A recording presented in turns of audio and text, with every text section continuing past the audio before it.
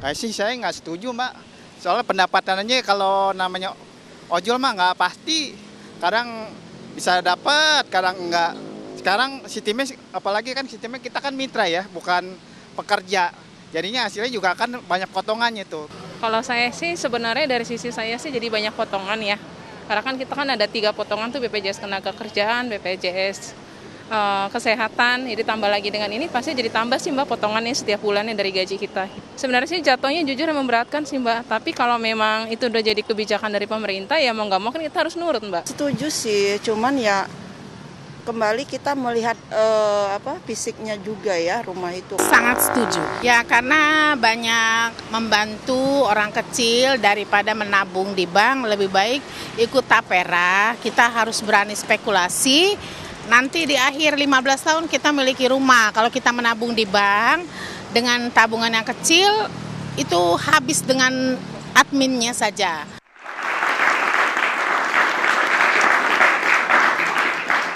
Baik, saya mau lanjutkan ke Mas Fitra. Tadi pertanyaan saya sebelumnya, Mas. Ini kalau sejauh ini kita belum mendengar informasi peran pemerintah dalam tapera ini apa? Karena konsepnya gotong royong masih sejauh ini masyarakat yang saling membantu begitu. Nah, kalau dari Mas Fitra sendiri, pemerintah harusnya ikut berperan juga kah di dalam sini? Ya memang sebenarnya pemerintah sudah berperan. Memberikan subsidi misalnya. Betul, melalui FLPP, Fasilitas Likuiditas Pembiayaan Perumahan. Jadi dengan FLPP ini bisa mendapatkan rumah dengan DP yang rendah dan juga suku bunga yang rendah juga. Itu sebagian ditanggung oleh APBN ya, blended sama perbankan sehingga pada akhirnya uangnya itu perbankan bisa memberikan fasilitas perumahan, fasilitas kredit kepada masyarakat menengah ke bawah, begitu kan. Nah, tapi permasalahannya APBN kan juga punya banyak prioritas, ada IKN, terus ada makan pagi gratis. Nah, ini hal-hal ini kan kemudian membuat APBN berada dalam tekanan. Defisitnya bisa melebar. Undang-Undang Keuangan Negara 17 tahun 2003 maksimum 3% defisit. Artinya kan tadi pada prinsipnya oke, diserahkan kepada masyarakat, gotong royonglah Anda.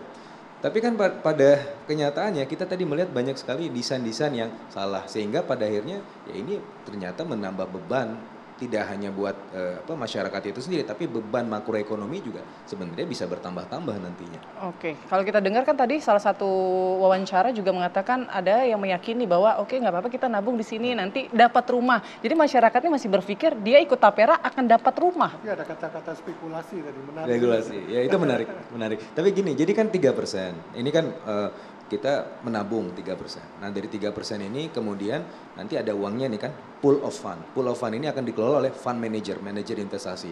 Dan kemudian ini hasilnya, manfaatnya akan kemudian menjembatani tadi. Yang tadi seharusnya menjadi subsidi pemerintah, tapi menjadi subsidi manfaat dari pengelolaan di capital market misalnya kan. Nah terus kemudian yang 3% tadi, bukan artinya nabung terus dapat rumah, enggak. Harus mengajukan lagi KPR. KPR misalnya dapat DP-nya 0%. Bisa aja kan dengan biaya manfaat yang besar tadi.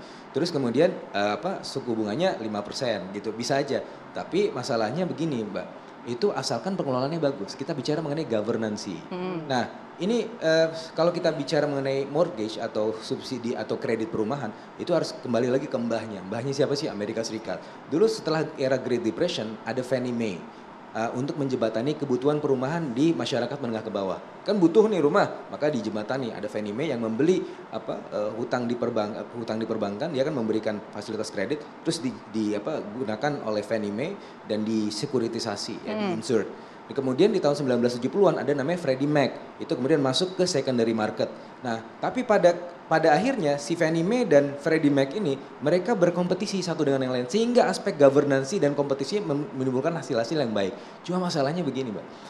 Dari situ kemudian muncullah namanya bad loans atau yang disebut sebagai subprime mortgage. Nah, itu yang menghasilkan krisis di Amerika tahun 2008 gitu. Nah, sekarang kita punya BP Tapera sebagai satu-satu entitas itu tanpa adanya aspek governancy. Apakah kita bisa menjamin bahwa BP Tapera tidak akan menjadi jiwasraya yang berikutnya? Nah, ini kan yang menjadi persepsi atau ketakutan dari masyarakat. Betul. Era aspek governancy juga. Gitu. Kepercayaan masyarakat untuk pemerintah bisa mengelola keuangan yang sudah ditabungkan tadi ya di Tapera ini juga menjadi PR pemerintah. Kita juga kehadiran di sini ada teman-teman dari driver ojek online. Mungkin boleh saya sapa salah satunya dengan Ibu siapa?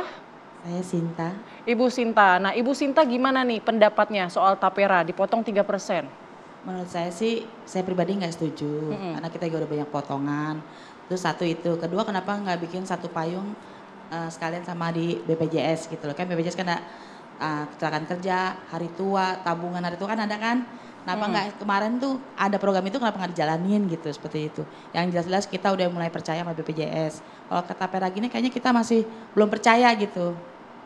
Oke, harapannya mungkin ini kan sepertinya pemerintah sangat mantap akan melakukan atau memberlakukan ini di 2027. Itu kan baru program. Kenyataannya nanti kalau kayak saya umpamanya umur udah 45 tahun, 15 tahun ke depan saya umur berapa? Untuk pengajuan kredit ke banknya, saya bisa nggak umur segitu bisa ngajuin? Bisa Karena nggak ada dapat urun-urunnya rumah lagi. juga ya? Iya, walaupun kita punya tabungan ya Ya. di Tapera gitu. Rohnya kita belum tahu gitu nantinya. Oke, baik. Terima kasih Ya. Ibu Sinta. Itu mungkin semoga ya didengar ya sama pemerintah, maksudnya menjadikan pertimbangan lah bahwa mungkin waktunya pas tidak nih Pak Sani. Ini kayaknya abis COVID masih berusaha membangun perekonomian kembali, belum pulih, bahkan mungkin sebagian karyawan belum ada kenaikan selama beberapa tahun gitu ya, kenaikan upah. Ini waktunya pas tidak sih sebenarnya pemerintah kemudian menerapkan ini? Ya sebetulnya pas atau tidak pas, ini bukan cuma masalah waktu ya, tapi masalah prinsip tadi. Ya tadi yang Bu Sinta sampaikan tadi, kenapa terjadi intinya tuh duplikasi pembayaran gitu ya, yang sebetulnya ini sudah bisa mengambil dari manfaat layanan tambahan dari tunjangan jaminan hari tua yang kita iur melalui BPJS Ketenagakerjaan. Kemudian ini ada muncul satu kewajiban baru lagi. Jadi sebetulnya itu bukan masalah timing, tapi masalah prinsip ini. Prinsip bahwa untuk sistem jaminan sosial itu seharusnya itu di bawah satu payung kebijakan sehingga tidak terjadi duplikasi dan sebagainya. Masalah yang MLT saat ini itu mungkin kurang berjalan dengan baik, ya itu harus diperbaiki, diefektifkan gitu ya. Kenapa kok itu kurang berjalan dengan baik? Mungkin sosialisasinya kurang atau mungkin ini kan harus duduk bersama ya, khususnya dari BPJS TK, kemudian dari bank-bank pemerintah ya, khususnya BTN ya termasuk dari pemberi kerja ya yang diwakili oleh Apindo, Kadin, saya rasa dan juga teman-teman dari Serikat Pekerja. Saya rasa ini masih ada waktu karena pemberlakuannya kan 2027 ya. Jadi kalau kita sih prinsip khususnya dari pihak swasta, ya kalau yang terkait dengan ASN, TNI, Polri dan sebagainya itu terserah pemerintah lah. Tapi kalau bagi yang kita-kita yang swasta dan yang mandiri, seperti teman-teman ojol dan sebagainya, ini kita berharap bahwa ini tidak menjadikan satu kewajiban. Jadi sukarela gitu aja. Dan yang tadi, yang program manfaat layanan tambahan yang ada di jaminan hari tua yang saat ini sudah diangsur, yang itu wajib, itu diperbaiki. Ya sehingga masalahnya selesai dari situ. Oke, baik. Terima kasih Pak Sani. Kalau Bu Nining, ini kalau pemerintah masih jalan terus, nanti buruh gimana? Akan terus unjuk rasa sampai kemudian ini dicabut?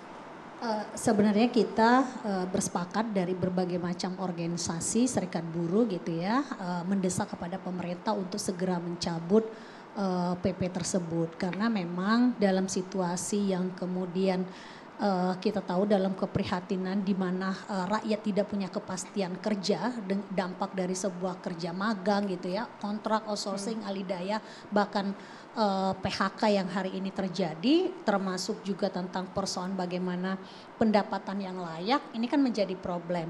Memang betul negara harus memikirkan bagaimana perumahan yang layak, yang murah dan bisa dijangkau oleh rakyat, tapi kan dari berbagai macam kebijakan kita melihat seringkali mengabaikan suara-suara rakyat. Ini yang kemudian kita kritisi terhadap pemerintah. Jadi PP ini tidak memberikan manfaat terhadap rakyat, apalagi kaum buruh gitu ya.